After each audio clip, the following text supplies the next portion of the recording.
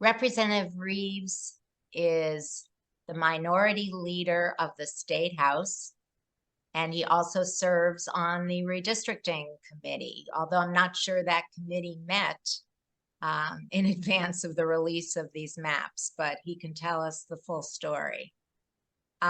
Without further ado, I'm going to turn it over to him. Well, thank you very much. And the committee did meet to review the maps that were drawn for us. And so, so it was nice to at least get shown the maps before we voted on them. So that was a change. But thank you, everybody. I appreciate you guys having me on today. Always enjoy talking to you and really appreciate your advocacy. Yeah, I mean that sincerely, especially these days. We had a press conference yesterday, and one of the things I talked about, one of the questions I got from a reporter is like, well, he said, you guys ran people in 120 districts in 18 and tried to do that in 20. You seem to back off of that in 22. And we were just wondering what you're going to do this year. And I told him, I said, well, our intent is to have candidates every time. The problem is the atmosphere has just gotten so toxic that people are scared to run. And so on the same note, it's tough sometimes to do what you guys are doing in the sense of trying to inform people just the facts of what are going on, because unfortunately we've gotten to a place in politics where if you say too much about the facts that people react badly, even if you're just trying to tell them what's happening. So with that being said, thank you guys for what you do, and I appreciate that. I'm happy to talk to you today about redistricting, to give a little viewpoint and obviously answer a lot of questions. One of the things I wanted to start with, it was interesting. I had two conversations that were enlightening for me with two different friends of mine in a different party. And so the first, and it made me think that obviously if they've got the question, probably a lot of people have this question. The first question is whether or not we had to draw maps this year. So this year, based on the rulings from the prior Supreme Court, the congressional maps had to be redrawn because the congressional maps were redrawn by the state Supreme Court, a special master appointed by them. And so they were always going to be interim maps. So they had to be redrawn. The Senate maps, in my mind, needed to be redrawn. They didn't have to be redrawn, but I think that based on the case law, I think there was an easy argument for them. I unequivocally believe legally, not only did the House maps not need to be drawn, but I actually believe that if we were following precedent, the House maps would not have been redrawn. If you look at the bill that we passed last year, the House maps passed the House. They were not drawn by anybody else. They were not redrawn by anybody else. Once we were notified that those maps did not pass constitutional muster, we negotiated maps that were voted on, I believe, 115-5, which is a rather historic vote in and of itself, and specifically put in the bill that these maps were to remain in place throughout the decade. So redrawing the maps in the House this year was just a choice that leadership in the House decided to do just because they could. So I think it's important to understand that this was not a redraw that was required. This was a redraw of convenience because they felt that they had a favorable court this time, and therefore they could draw the maps more in line with what they wanted to do. The second point that I was asked about was a close friend of mine who we're political opposites, but I always appreciate the fact that he's very honest with me about his feelings. And so he was upset about some comments we had made about the map saying they were a partisan gerrymander when they were released. And what my statement was is that I believe I'm going to review these maps and they're going to turn out to be a partisan gerrymander. He felt that I was kind of putting the cart before the horse. He's like, well, you didn't even give them a chance, and maybe it wasn't a partisan gerrymander. So I had to explain to him, and that's why I'm bringing this up to you guys, that the majority never denied that they were going to make a partisan gerrymander. In fact, they announced, we are going to make this a partisan gerrymander. The constitutional question is how far you can go with partisan gerrymandering. So it's not that the Constitution says there can be no partisan gerrymandering. What the Constitution has been interpreted to say by many courts is that there's a point where you've gone too far, or rather there's extreme partisan gerrymandering. Now, of course, those of us who have spoken out against this believe that this is extreme partisan gerrymandering in violation of the Constitution.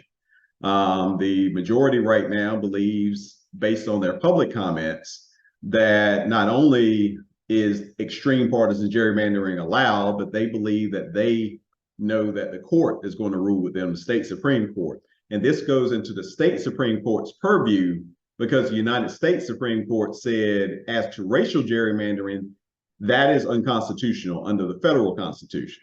As to partisan gerrymandering, we would leave that to states to interpret under their own constitutions. Now, I think that actually means that there is still the opportunity to make that case to the federal U.S. United States Supreme Court that there's extreme partisan gerrymandering and we feel you need to step in. So I don't think that forecloses us from making that argument to the Supreme Court. But generally, what constitutional scholars have said is that any challenges regarding partisan gerrymandering have to be taken before the state Supreme Court.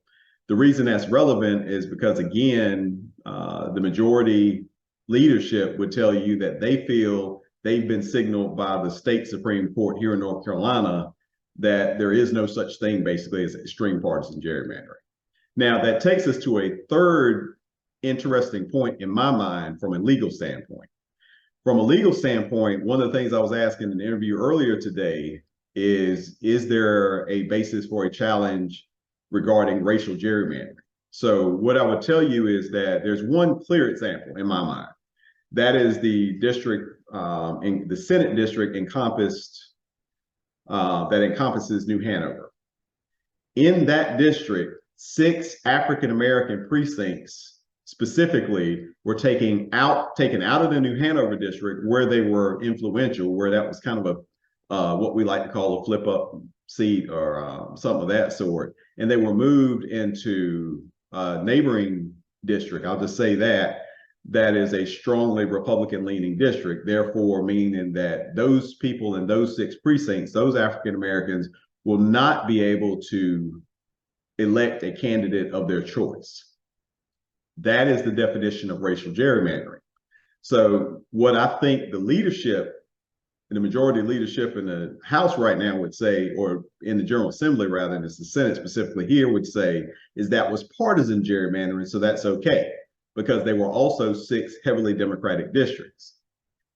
I believe that we are now at a point in our history in 2023 where you really can't do partisan gerrymandering without basically doing racial gerrymandering. If you look at polls and you look at statistics, African Americans vote democratically anywhere from a low of 88% based on recent CNBC polling up to 95%, which has traditionally been the number that has been seen with African American voters.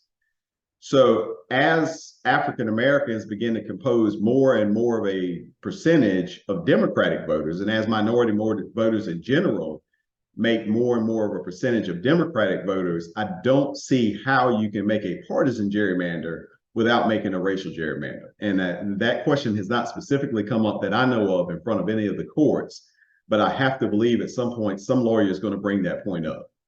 And I think that's where I feel we are racial gerrymandering, that if you were to ask me as an attorney objectively, I do think there are racial gerrymandering claims based on this. The other reason I would say that is what we talked about in amendments that we try to present. Those were the Voting Rights Act amendments. The United States Supreme Court, thankfully, and candidly against the belief of the trend that a lot of legal scholars thought they were seeing, the United States Supreme Court has supported Section 2 of the Voting Rights Act and basically still giving the Voting Rights Act teeth in saying that we still believe that you've got to give minority groups the chance to elect the candidates of their choice in areas where there is racially polarized voting. In North Carolina, what we call down east, and a lot of you that are from North Carolina understand what that is. I know it was always funny for me when I would hear down east. I'm like, well, that's kind of over east, isn't it? It's not down east, but I understand now that I've gotten older. But down east, at one point, you had as many, I think, as 7 or 8 African Americans in the House that were representing districts down east that were, in fact, had heavy African American populations. And that number has been reduced to 2, even though the number of African Americans in the House has actually increased. which would indicate there must be racially polarized voting. We showed several examples. You had Nash County, 51% white, 51% of whites, 51% of the vote went to white candidates over black candidates. And there are several counties that went like that. And so in our mind, there's clearly racially polarized voting down east, and therefore not specifically drawing voting rights amendment districts, which in our mind, the Stevenson case, which you guys are familiar with, which is the premier case regarding redistricting in North Carolina, which was decided by a Republican court. The Stevenson case makes it clear that you've got to draw the voting rights amendment at districts before you even start doing anything else, and that overrides the whole county provision. The United States Supreme Court is very clear in our mind that you have to draw these particular districts before you do anything else in redistricting. And of course, the majority in the House at this time, the majority in the General Assembly, says that it is their belief that our state Supreme Court will say differently. I think if our state Supreme Court does say differently, that is in contradiction to all of the law on redistricting up to this point. So that is an overview of what we've gotten with redistricting and what's going on. I'm happy to stop there and ask questions, or happy to discuss any other subjects a little bit further.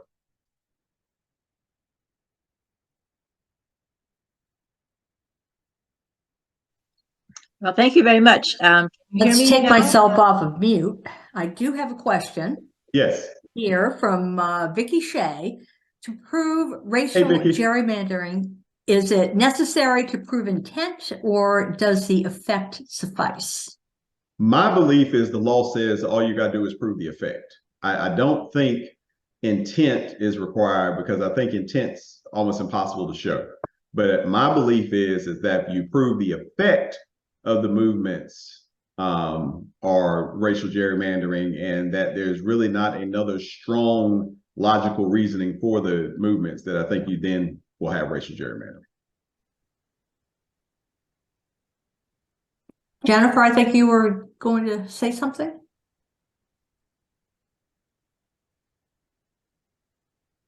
Yes, I mean, I'm sorry, I'm having technical difficulties here, which doesn't usually happen, but it obviously happens sometimes. So please forgive me for that. We do have I do have a couple of questions here, just to kind of, get started. Because I mean, redistricting is clearly the main topic of the day, and probably will continue to be for the next several years. This being North Carolina, we can pretty much expect that. Yes. But many of our members are also concerned about the changes adopted to our election systems, giving the legislature control over naming the boards of election, and including the state board, and ensuring a 50-50 split of party affiliation on the boards, which obviously creates a risk of deadlock, and we've seen that at the federal level in the Federal Election Commission, and it's obviously a danger here as well as a number of other changes. How do you see this situation, and what can be done to protect elections as we head into 2024 and forward from there? Well, I think at this point, I'll answer in reverse. I think to protect elections, we're going to have to work harder as a people. There's no doubt in my mind. I have not heard an explanation all this year as to why this is a good idea, except for, quote, the legislature is closer to the people, therefore we should be making these appointments. I think that argument's been beat back multiple times. I think that the entire intent of making it 50-50 in this polarized environment is to gum up elections, is to gum up decisions, and is disappointing beyond measure to me. And it's disappointing for me, whatever your party is. I think at some point in time, no matter what your party is, it's got to stop being about whether or not you can stay in power, or whether or not this particular act gives you power. And it should be about how do we make sure that government's functioning in the way that it should function. And I think that these takeovers of the boards and commissions, the only way that it's logical is if you believe that the founders, when they created the Constitution, took the position that they really didn't want the other two branches, they just threw them in there. Clearly, they wanted a separation of powers. They wanted 3 co-equal branches of government. And so if that is true, then there's no logic behind us taking over the boards and commissions, especially the Board of Elections, who will determine whether or not we're even in office. So I don't think, I mean, and to the credit of the leadership, I don't think they're trying to pretend that this is anything but a power grab. But, you know, again, their position is we can do it, so we're going to do it. And they're depending on voters that vote for them to just look at their party labels and keep voting them into office no matter what they do to the governmental structure, because at this time they're the ones in power, and that's what they want their voters to care about. Yes, although I think there's a lot of opportunities for them to make mischief with that structure. So we'll just have to see, particularly early voting, but other things as well. No, they're going to make mischief because, for instance, when you talk about early voting, Jennifer, I mean, think about the decisions about getting Sunday voting, about the days of voting, about the locations of voting places, where if those decisions keep getting deadlocked, then you go to the status quo. And the status quo, for instance, in some areas would be 1 day of early voting, no Sunday voting, and then in some obscure location in the county. Mm-hmm. And, you know, and again, a decision needs to be made.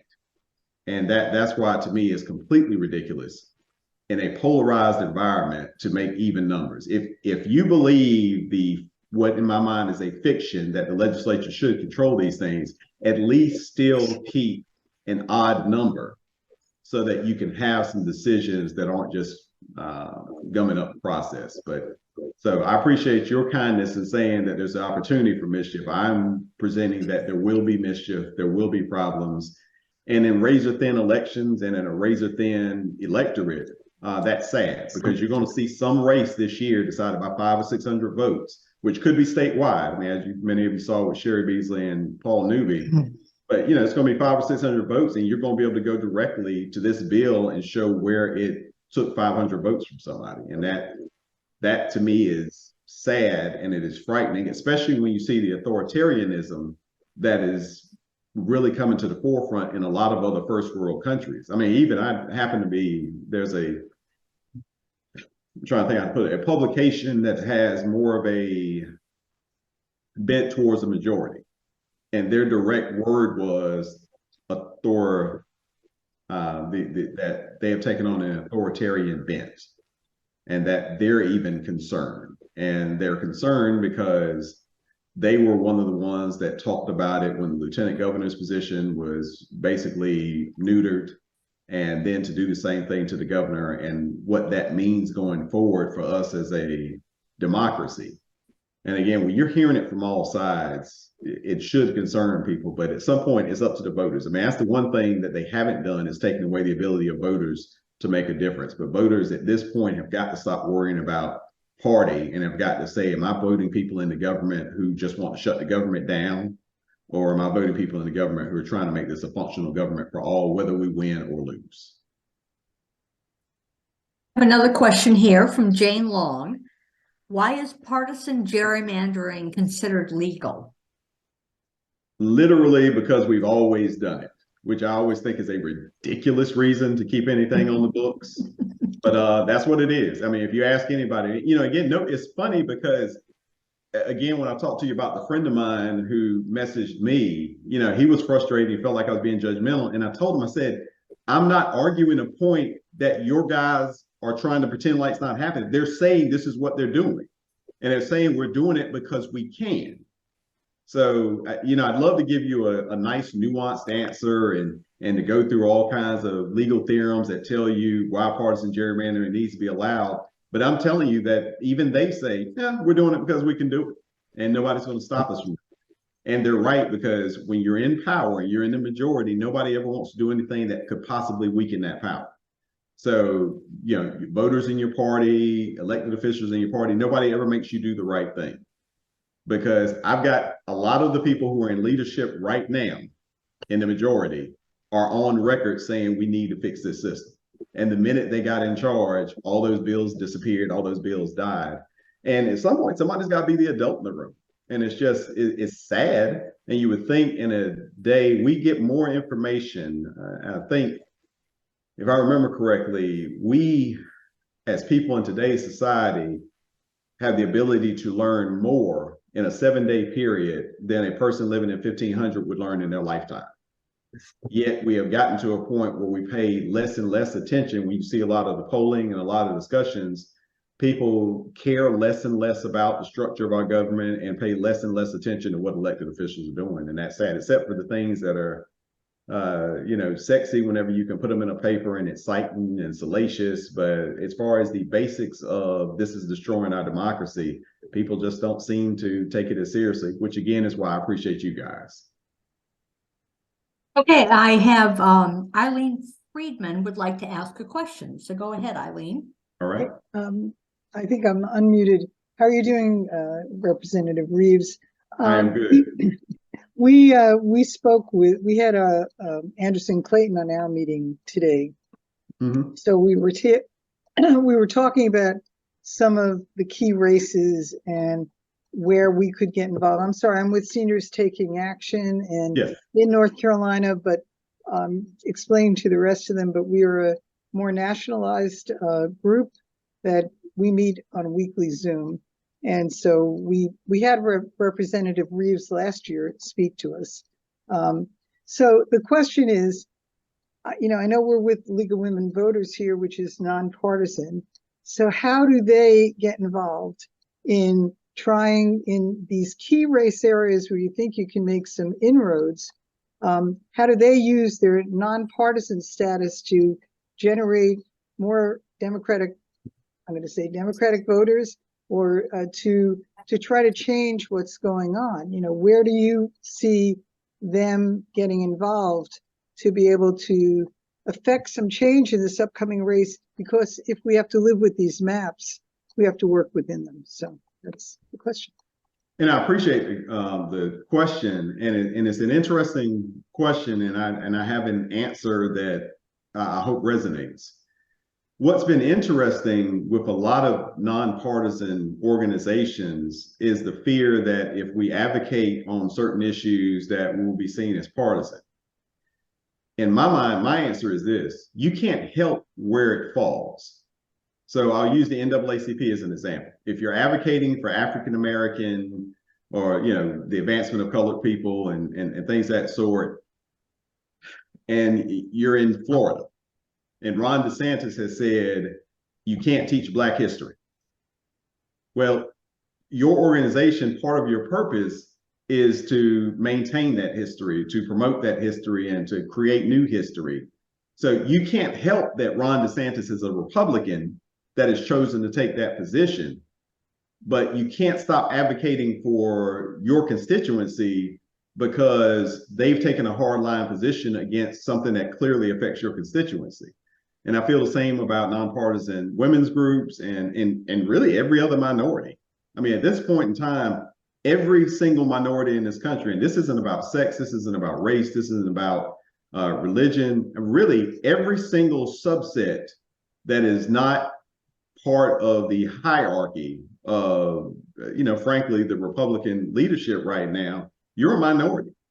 If you're a white male in Duplin County that's trying to, is working a job, making $75,000 a year, a good living, and got a home and all that stuff, you're still a minority because you're getting ignored. Your needs are getting ignored. They're not doing things that make your housing costs go down and all that kind of thing. So I give that long introduction to tell you what I feel that the League of Women Voters has got to do is advocate for democracy. I think that's part of what you do. And if it just so happens that you've got a group of people, unfortunately, and again, it's not Republicans, it's Republican leadership right now. Because this happens all the time. These guys have existed all throughout history and they've been somebody else each time. And I think that's the thing that we've got to lock into our minds so that when we talk to people, this isn't about people who vote Republican. This is about people who have gotten their party hijacked by people who are in leadership right now that don't have any of their values. I mean, I had a friend of mine telling me recently, based on a debate I had, he says, listen to this. You're the one out there advocating for fiscal responsibility, conservative spending, and the government staying out of people's lives. He's like, that used to be us. And so my point is, at this point, you've got to advocate for the things you believe in. And if it happens that there's somebody who completely embodies that and somebody that doesn't, there's nothing you can do about that. All you can do is answer questions. So I hope that you advocate for the things that you believe in and don't let somebody back you down, because here's my position. If I can't advocate on issues, then where do I live?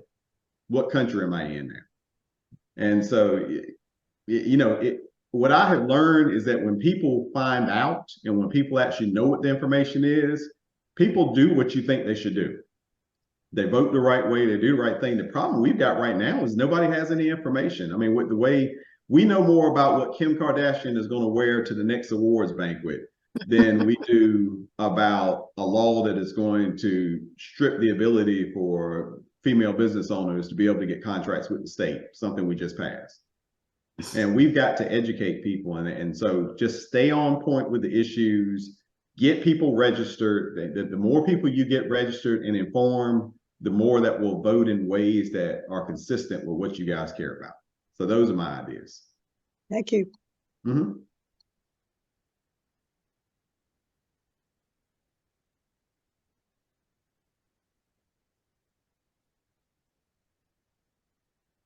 Yeah, I see Ellen has a question, if someone can hear me.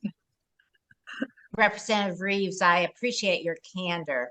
So we have a situation right now where these maps have been released literally weeks from the filing period for Yes. the upcoming primary.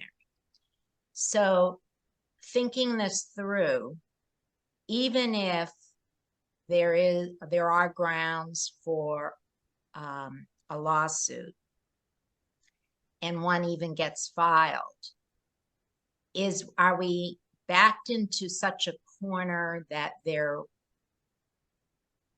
it would be impossible to have a remedy before elections are held? Or is there a chance that elections would be postponed to later, the primary postponed? I remember when we used to have primaries in May, Yeah. Postponed till later in the spring. I mean, what is your thinking on, can you speculate with us on what possible scenarios we face with this somewhat untenable situation? Yes.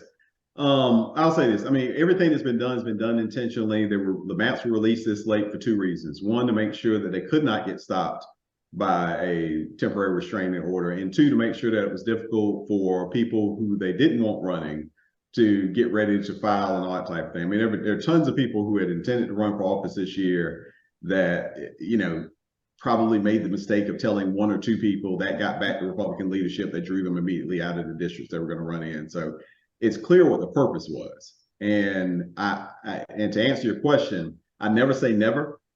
I mean, everybody can surprise you, and it's completely in the hands of our Court of Appeals and our state Supreme Court. But I have a hard time believing there's a scenario where the primaries get delayed.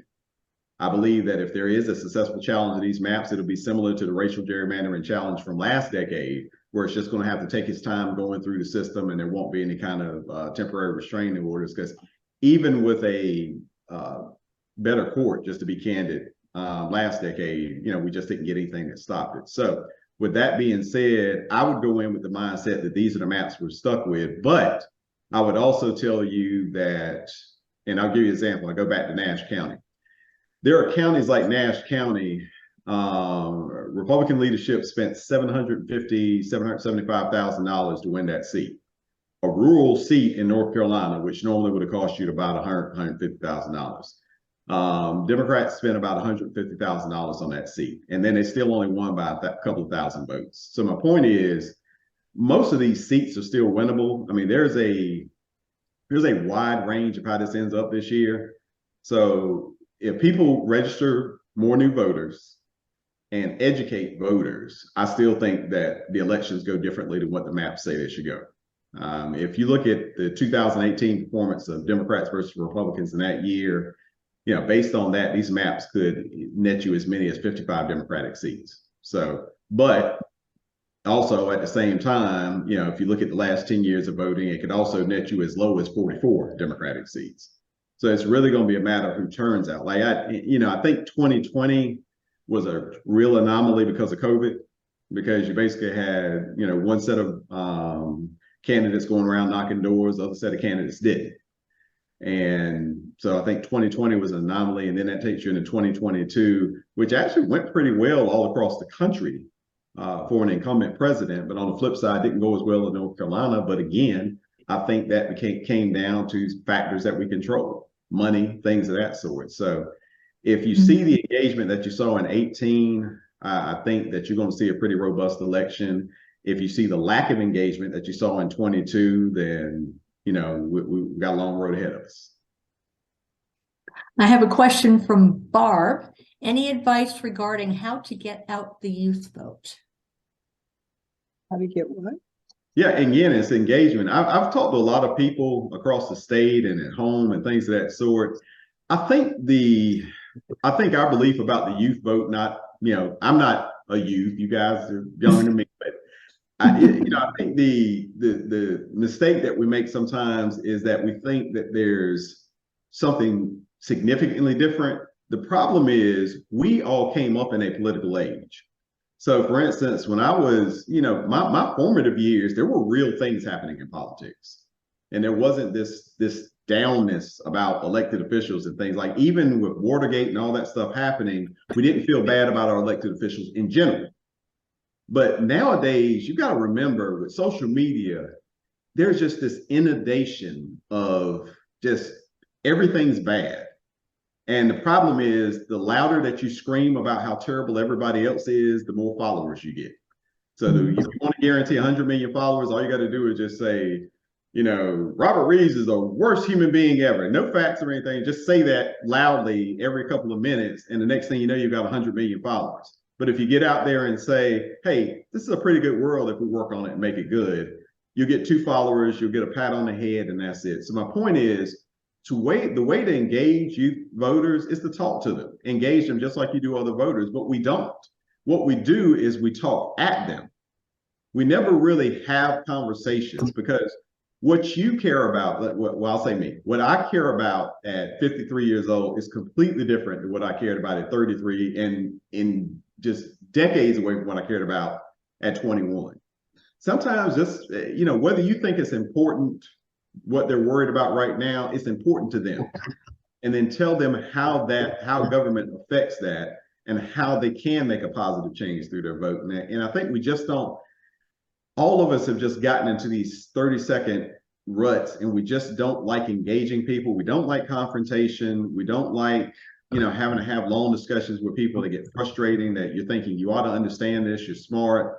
But if you treated them, I would say treat young people like you treat your youngest family member who sincerely loves you and just wants to learn. And I think we can get more voters. And one voter does matter.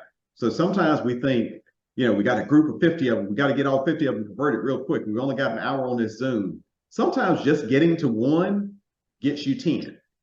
Getting those 10 gets you 20. And that is something I found even in my own campaign, that sometimes taking some time with one person is worth more than taking more time, you know, with a large group of people when you're trying to get them to understand the political process. So that's my 2 cents, but I really do believe in that. Good. Well, and pretty timely here, Vicky Shea asks, what about your new district? Well, Vicky, I actually was talking to my daughter about this earlier, and I said, do you realize this is my 5th term. Every single term I've been in office, they have redrawn my district. And my very first term, at the end of that one, I was the only legislator in the entire General Assembly that got double bumped. I was like, it's starting to feel a little personal. With that being said, what they did is they added another precinct, Republican precinct, to my district this time around, and made it the largest district in the entire state, larger than any district in Charlotte, any district in Raleigh, any district in Guilford. On the very last day when we voted on the maps, we were able to amend it and get it back to the district I had last year, which is still a really competitive district. I think I still have the most competitive Democratic seat in the General Assembly, in the House rather. But with that being said, it's still a very winnable seat. It's a seat we won last year, and I'm just happy to have that back. And more importantly, I'm happy that Chatham County gets to choose its representative. And the reason I say it like that is Randolph County is the same size as Orange County. It's a really large county. It's about 168,000 people, and they've got 3 House members. And so what I didn't want to see happen is, because they're so large, for them to be able to overwhelm Chatham to the point where Chatham couldn't even, as a whole county, make a determination about who they wanted representing them, whether that be somebody from Chatham or be somebody from Randolph. So I was very thankful to be in a position to help make that happen. Can I ask another question? Yes. I just saw somebody do a follow-up. If I can do that, they were saying, is it largest in size of population? Definitely not in land mass. It was in population. It would have been the largest in the state. All right, please continue. You're quicker than I am. I'm embarrassed. So Sally, can I ask another question? Go right ahead. Okay. When we're talking about the youth vote, kind of asking you, but the rest of the people, have you been engaging with your children and grandchildren on this? Because I do. I mean, and that's a big push that we are making at this point in time about the cross-generational engagement. Taking your kids on canvassing, engaging them in postcarding or phone banking. My kids live in Washington. My grandsons have been to the Supreme Court with me, and have been to 2 or 3. We've gone out when the ERA vote was coming up, and with Planned Parenthood, they've been out there with me. My present for Mother's Day was to get my whole family who was in Washington to all go down there together. They are engaged. My grandkids laid flowers when Ruth Bader Ginsburg died. The only way that you can engage the youth is if you ask them if they believe with you, and you take them and you engage them in doing what you're doing, that you're here. We're all white haired. I mean, not all of you, but a lot of you. And I haven't turned white, but I am 75. And I've been doing this for a long, long time. And we have to be engaging our youth that way. And we've had speakers all this year we started back in September, and they are registering kids on the campuses. These are youths that are bringing these forward. You can't just say, how are you going to engage the youth, and just think it's going to happen, because we can do it, and you have to be doing it with your own families. I'm sorry, that's my position. Okay, so. Absolutely agree. Maybe can I follow up a little bit on the question of the boards of election, because I was in the Rules Committee when they were discussing that bill, and you made the excellent point that it looks like that they that rather than the current process where each county party promotes, they nominate people for their half of the board of elections in their county, and then the governor, prior to the change, would make the choice. But the legislation that's in there now, as you know, of course, says that, but not everyone may know this, says that in fact, although the county parties will continue to nominate, it is not actually the legislature will make the choice, and they are not bound by the county party's nominations. No, not at all. They can vote for whoever they want. And so that obviously creates even more potential for mischief. I personally feel that it's unlikely that they would move the primary, because looking back to the previous Super Tuesday, we're coming up to another Super Tuesday. And I don't think that they would want to move that. But the bill also says that the new head of the Board of Elections, the State Board of Elections, cannot be named until January. And it seems like they can't really start the process until January. And if they don't complete it within a limited period of time, the legislature will make the choice again. But even if they do select somebody, to ask somebody to come in fresh and try to run a statewide Super Tuesday is, has a lot of potential, it seems to me, for problems at the polls. Yeah, absolutely. Any I have ideas a question about from.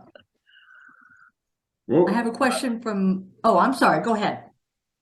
No, I was thinking that was a question. there were two people talking at the same time. It's not like you were saying, do I have any ideas about that? Yeah, and anything that can be done to try to support them or try to, I don't know, to try to keep, because we really need that election to be orderly. Yeah, I mean, really working at the local level. And the unfortunate thing is not only are we not bound by what the counties recommend, one of the other questions that came, well, one of the other questions I had that was, the answer was misleading, to be frank, because I talked to staff to make sure I was correct. The Democratic nominees from the minority aren't guaranteed. So the Republican nominations are guaranteed for the most part. I mean, I can go through why that is, but they're guaranteed. But this has to be presented as a bill. So let's say that I want, to have Vicky on the county board as my Democratic nominee. I submit her name, but then she goes on a bill. And it doesn't have to be a big appointments bill. You can actually do these as separate bills. So then the Republican majority has to okay it. So if they think Vicky's a Democrat and she's way too Democratic, they can turn that down. They can turn down everybody I have until I, in fact, nominate somebody that they want. And if I miss a timeline in nominating somebody, then the Republican leadership gets to nominate them. So the truth of the matter is they are nominating everybody. They have the option to consider what the Democratic leaders say. They don't even have to follow that. So in theory, you could end up, and of course, this would defeat my earlier argument about that you're going to have a lot of gridlock, because in theory, if they really wanted to push this under the law that is passed, they can control all four positions. So they can get two people who are listed as Democrats and force us into a position where they're nominated or they end up nominating them themselves.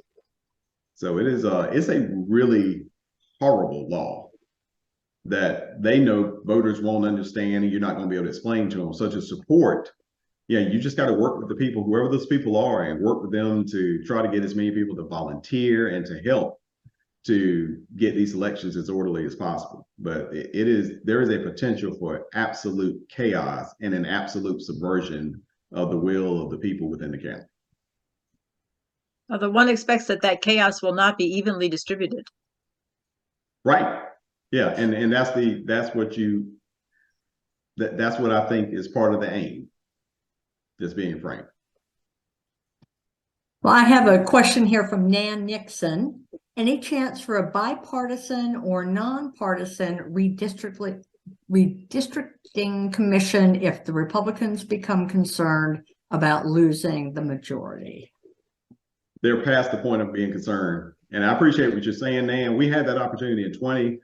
And I would say this is that 20 was a teaching moment, because we had some opportunities, just to be frank, to pass some legislation to at least curtail some of the partisan gerrymandering. But you had a lot of Democrats that thought we were going to win the majority too.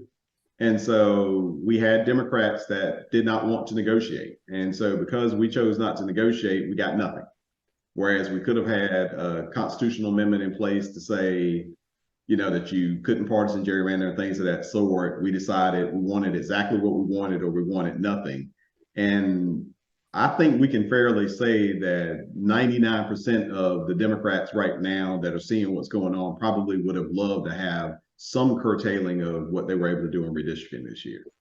But that to me is a teaching moment. So to answer your question, Nan, we had that shot, and some of us, I'm not even going to say we, because I desperately wanted us to get anything in place that we could, because I understood, we might win in 20, but we also could lose in 20. And so because of that, that was a good time, since both sides were concerned about what the results of the election will be. That would have been a great time to put some things in place. But that was a very frustrating year for me, because we had David Lewis's rules chair, you had Chuck McGrady, who desperately wanted to do something. I mean, you had some people, heavy hitters on their side, that wanted to do it. So, and what I'm leading up to in my answer, Nan, is right now, just about all the Republicans you have, at least in the House, never served in a minority. So they believe they're going to stay in power for the rest of their time. So there's no reason for them to do it. Like think about it like this. They've already picked their leadership team for next year. They've already said, this will be the speaker, this will be the rules chair, this will be the appropriations chair, without one vote being cast. So you're not talking about people who are ever going to think there's a chance they're going to lose a majority. And back to the youth vote.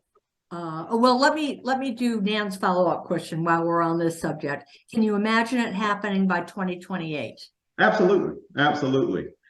If we perform not outstandingly this year, but if we perform, I think, solidly, like I'd say if it's an A to F scale, if we have a B performance this year, again, that gets us between 53 and 55 seats. And if we're at 53 to 55 seats, then you're just talking about winning another 5 to 7 seats. And that's doable in any circumstance.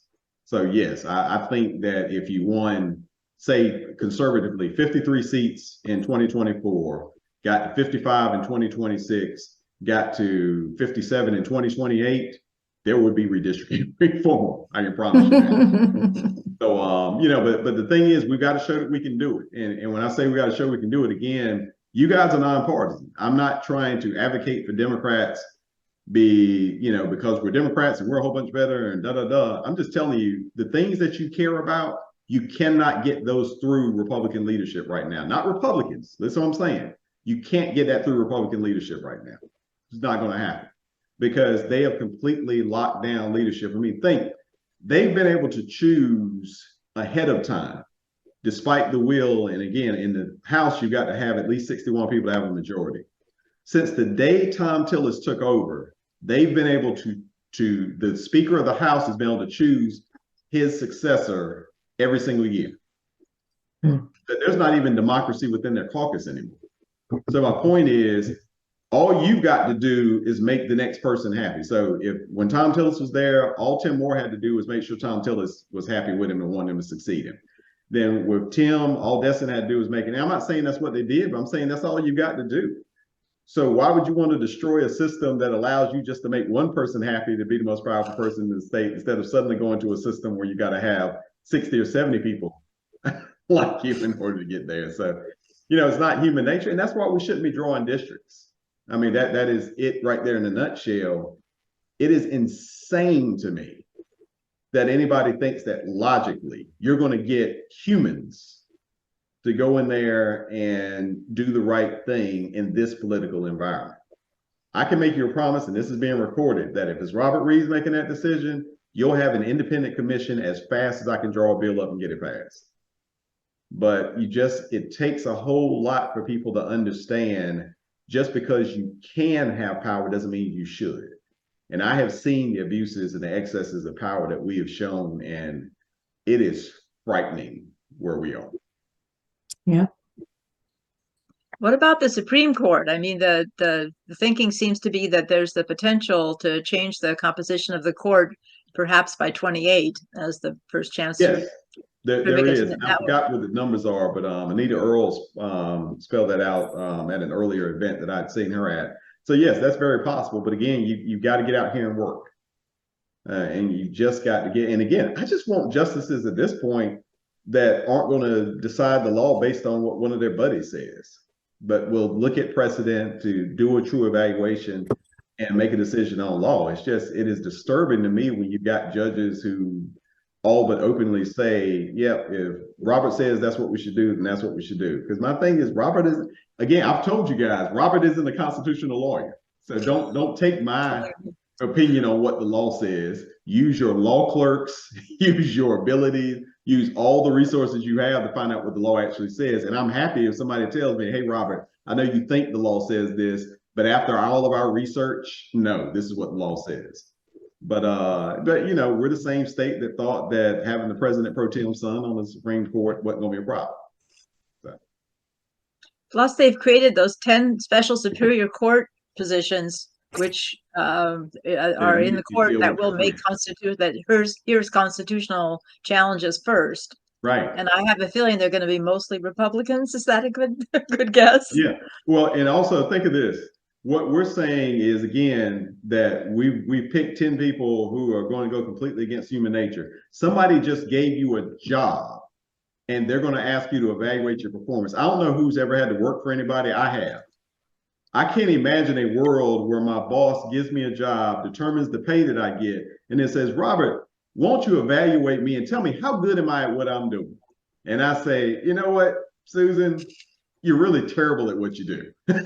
And so, you know, it is, again, it is just funny to me in a world that has gotten as cynical as it is, the expectations we have for things like this. I mean, it's insane.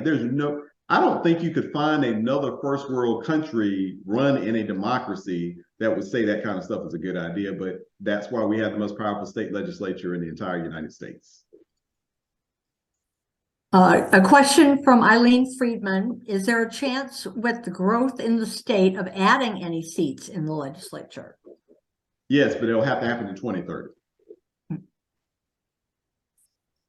And Well, do then you have a any final comment remarks? from- We're coming up close to 7 o'clock here. I see. Yeah, and I I'm just very have hungry. one comment. Okay, I go wanted ahead. to Go ahead, read Sally. from Paulette Kaffis Chasson, back to the youth vote. Youth needs to speak and engage youth.